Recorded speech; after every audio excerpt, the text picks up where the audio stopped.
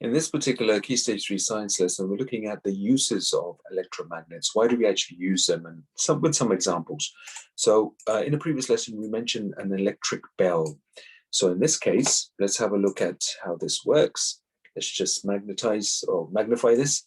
So with electric bell, we've got the bell here, as you can see.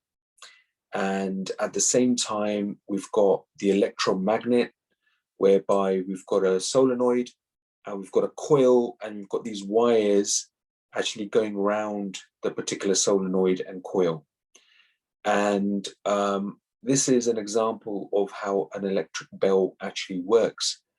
And because of this electromagnet that we have here, rather than just a simple straight plain wire, it actually creates a stronger current and makes it much more efficient for the doorbell to actually work. And that's the whole point of having electromagnets. Second example, sorting scrap metal. So here we've got an electric magnet, which is just there, an electric cable, which is the wire that comes down, and we're just sorting out scrap metal. So in other words, this particular machine will actually minimize and make sure the scrap metal actually goes through the system. Okay, let's look at third example, sorry.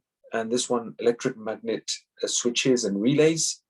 So it just shows you how the system actually works in terms of electric magnets as well. There's a small motor here that you can see on the right-hand side. Got an output circuit, relay, and input circuit, an iron lever, and again, we can see this particular electromagnet there, all right? So these are some examples for you that you can see. Rest of the questions you can answer based on this and what you have in front of you. You can do a little bit more research as well at the same time. But these are some simple type of examples of where electric magnets are actually being used, all right?